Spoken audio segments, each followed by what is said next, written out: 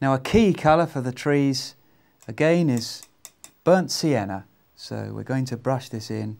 The sun is on the left of the painting, the shadow is on the right, so the trees in the painting are going to be lighter on the left than on the right.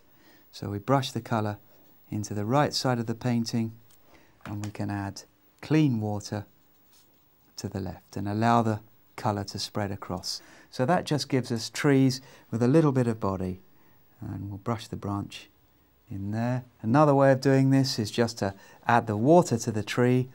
Here's a good example. Nice big old oak tree, and we just get the burnt sienna and we add it to the opposite side of the tree and see how it just spreads across. Lovely. That's it. Now I'm doing these little crisscross shapes for the shadows on the tree, and we'll go and do these. These are the shadows cast by the branches. You just dash them across, and then we can use something darker. This is a little ultramarine and burnt umber, and if we paint this on the backs of the trees, let's start with this one here, that will spread across and give the tree a little bit more body.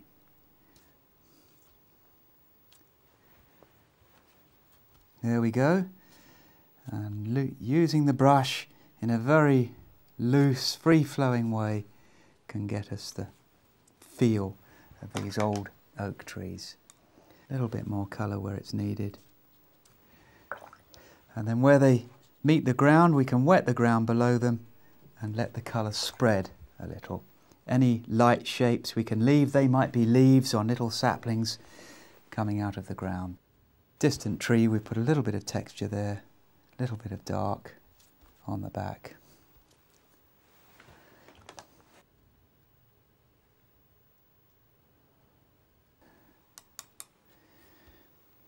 And there's the branch. Now we've got a few more branches to put in, perhaps just very loose like that, letting the brush just whip out, and that can produce very convincing branches.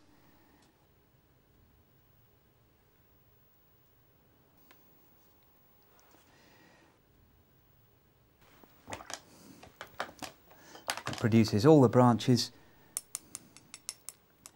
Now we'll come back into this little area of farm area and just model a few shapes around, just to make sure that there's something there without going into too much detail.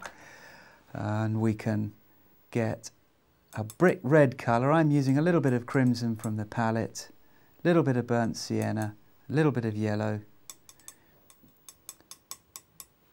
and we'll just brush it onto a roof there for tiles. Perhaps we'll do another couple of walls or something in a minute when that's dry. The base of the oak trees, like just there, they can be blended in, blend them into the ground, finish off some of these shadows.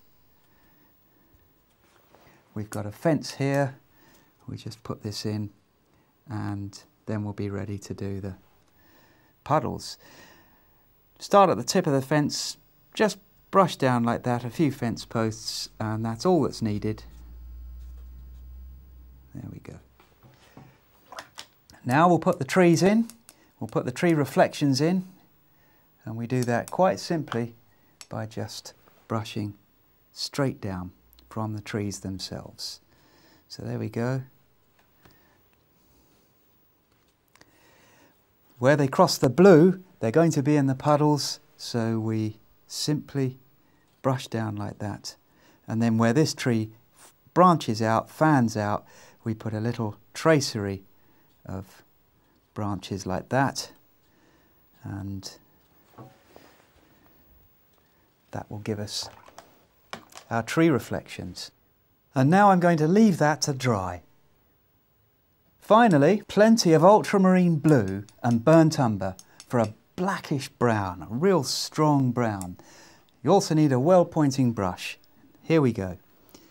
Now we define the lane around the puddles like this.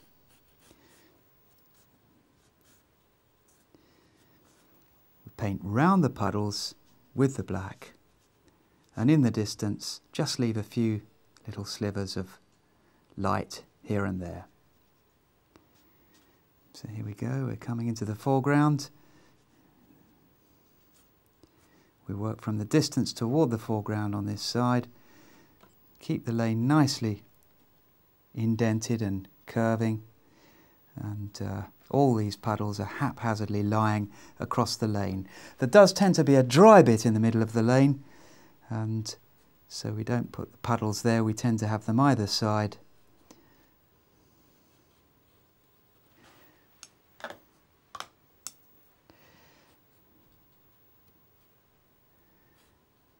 There we go. And wherever the puddles appear working very loosely, you can just use the natural properties of the brush just to brush them in. A few splashes of water here and there won't do any harm, but as you can see, the tree reflections are going right down through these puddles now. There's the lane going off into the distance. Can't quite see into the distance, just an area of mystery, really. And just here, perhaps a few tractor tyre marks or texture. So we've got the dry lane there, and perhaps just wet the edge of the lane where it adjoins the grassy bank that's sloping down. So that's the muddy lane edge on that side. Same on this side in places. And now I'm going to leave that to dry and then have a look and make sure there are no little tweaks and brush strokes that I have to do here and there. I'm going to go back to the farm and just put a little bit of colour into the red roofs and finish that off. So we've just got a little bit of colour there, and now we'll come back to some of these puddles and just take these corners off and make them look natural. So we've got that one there, and we'll take them, make them round.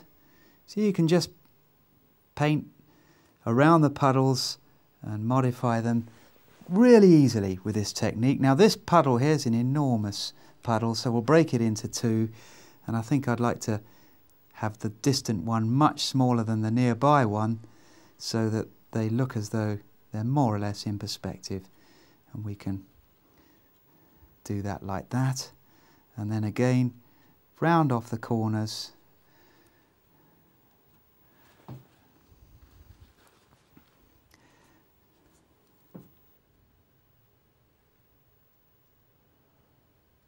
And any more little areas that look like they need attention, always best to leave them, think about them, come back to them afterwards. So there we are. It might be a good idea to just turn that into a separate puddle. That's it. So we build up our landscape of puddles, and we follow whatever seems to be right once we've knocked them in really loosely. So what I'm going to do now is take off the tape, and then we'll have our complete landscape with puddles. So I pull the tape off backwards, away from the painting. Pull it away from the painting, and that avoids the danger of the surface ripping. So there we go, a lane with puddles.